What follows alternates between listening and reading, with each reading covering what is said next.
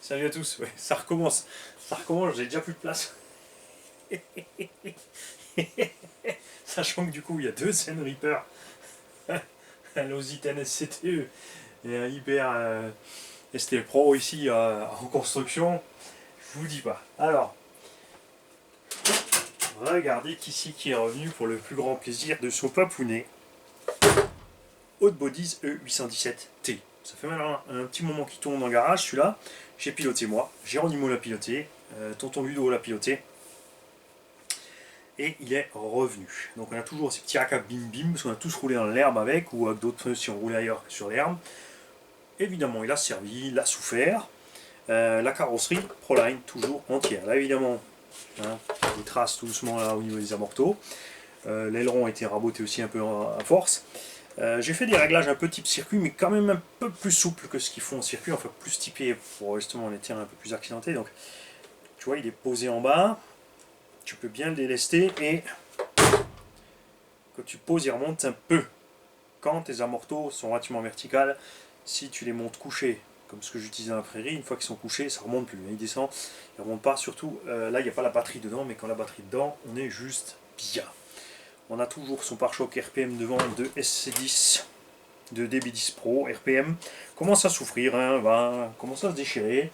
À l'arrière, on a perdu déjà un petit bout, mais ça va. L'alu, forcément, a des rayures, ça s'est désanodisé, on a un tout petit peu de rouille sur les vis. Et je l'ai équipé léger. Là, j'avais envie de le faire le plus léger possible. Et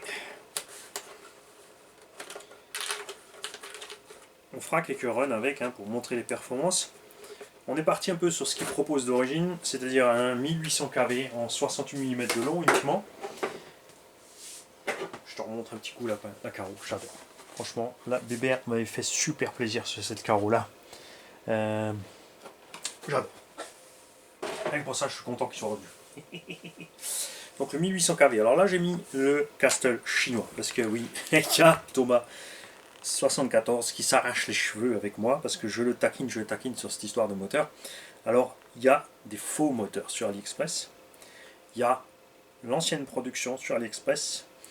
Et il reste des vrais moteurs sur eBay plutôt et aux US dans les boutiques ou bien sûr chez nous. Enfin, le problème c'est que tous les nouveaux c'est plus que ceux à capteur. Les anciens deviennent durs à trouver, les tout simples. Alors ça c'est un faux. 35 € le moteur, marche. Donc vous prenez pas la tête, vous en fichez que ce soit un vrai Castle ou pas. Enfin, tu partis un petit budget, tu le prends, tu es tranquille, ça roule. Évidemment, il n'y a pas le rendement du vrai Castle, les roulements sont pas aussi bons, l'alu est pas aussi bon. Mais à 35 € comparé à plus de 100 € pour l'origine, selon ce que tu fais, là dans ce genre de cas, tu vois, c'est une vieille pique maintenant. Hein. On commence à avoir du jeu sur les triangles. Bon, sinon, par ça, ça va. Évidemment, moi, tout ça sur la lutte. Tour et le carbone n'ont pas bronché. Les amortos n'ont pas bronché. C'est du hot bodies quand même. Hein. Tu payes le prix, mais tu sais un petit peu pourquoi quand même. Couronne de diff arrière est changée. On a eu quelques soucis, surtout en 6S, quand on allait fort sur les sauts. Et c'est un constat qu'on a sur tous les nouveaux truck compètes. C'est devenu des machines de lopette. Sans déconner. C'est prévu pour des moteurs de 68, donc beaucoup moins puissants, avec du 4S, même si tu as un mode turbo et tout ce que tu veux. C'est prévu pour les petits pneus légers à mini picot. Et dès que tu mets les gros pneus à crampons sur ces nouveaux truck compètes, c'est la mort. C'est la mort, tu arraches tes diffs, ça va pas. Donc là, on est resté en 4S, Max 10 RTR avec les 11 fonctions réglables. Idéalement, c'est vrai, si tu mets un combo à capteur avec un mode turbo, c'est mieux parce que tu gagnes vraiment sur la ligne droite. Le fait de pouvoir enclencher 20 ou 30 degrés d'avance sur le moteur, ça aide vraiment. Là, on l'a préparé cool, on me dit, pour que sa transmission souffre pas, et performance moyenne. Hein. Je vise un petit 65 avec ça, et on sera bien. Parce que après quelques vidéos, ce machin en fait il est revenu, on va faire quelques vidéos, j'ai envie comme dit le préparer léger, sera à vendre. Et on a mis un GX, bien sûr un DS3218 Pro avec 7.4 puisque le Vario sort 7.4, donc on a bien un peu plus de 20 kg, on a une vitesse suffisante.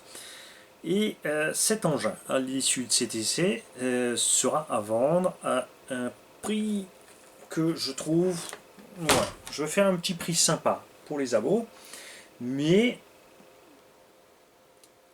le petit prix ça sera pas gratuit. pour ceux qui veulent, on va, je vais, alors le truc c'est qu'il va falloir que je me trahisse pas hein, au fur et à mesure des vidéos.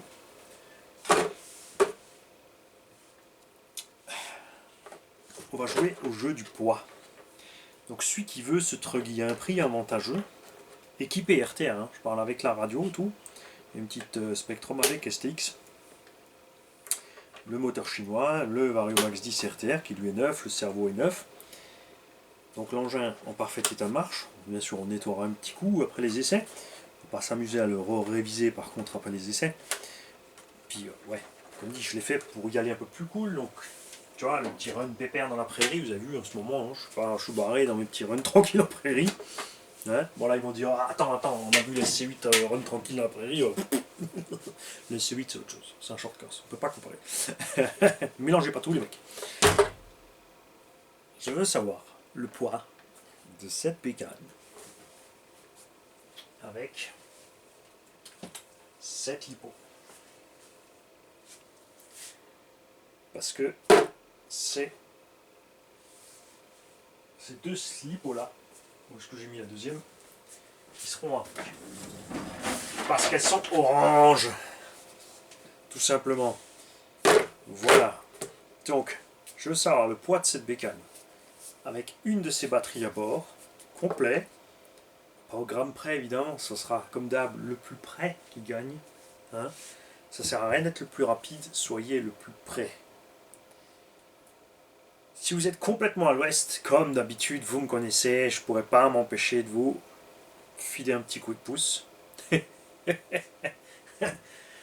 Dans le cul.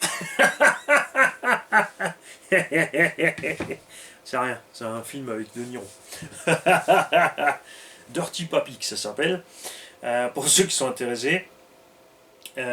Donc, ceux qui ont envie d'acheter cette machine, ceux qui ont envie de profiter du petit prix, voilà qui me donne le poids de cette machine avec cette lipo à bord. Voilà, avec ces pneus là, comme il est là en fait. Hein. Donc c'est des AK Bim Bim. Je me poile déjà ceux qui vont réellement chercher AK Bim Bim, c'est AK Bim tout court. Stop!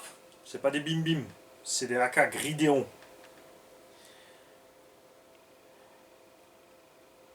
Et les pare-chocs RP. Bon, c'est pas spécialement lourd, hein, c'est une masse négligeable pare-choc, mais voilà. Donc ceux qui trouveront, celui qui sera le plus près de ceux qui ont envie de l'acheter, bénéficiera d'un prix spécial. Les autres paieront le prix normal, qui n'est pas, je pense, la mort non plus. Après, c'est un machin niveau circuit compétition, c'est dépassé, c'est sûr, hein, ils sont toujours dans le dernier truc, ça ne t'empêchera pas de commencer circuit compétition avec ça. On n'a pas arraché de pièces là-dessus, hein. On n'a pas cassé de cale de train, ni tordu de cardan, ni arraché de triangle, ni endommagé d'amorto, et elle a subi bien pire que les Corallis, et avec des températures tout aussi froides. Je tiens à le préciser. Quand même. Voilà. Et après, je vous parlerai de celle-là. Si vous êtes sage. Ciao.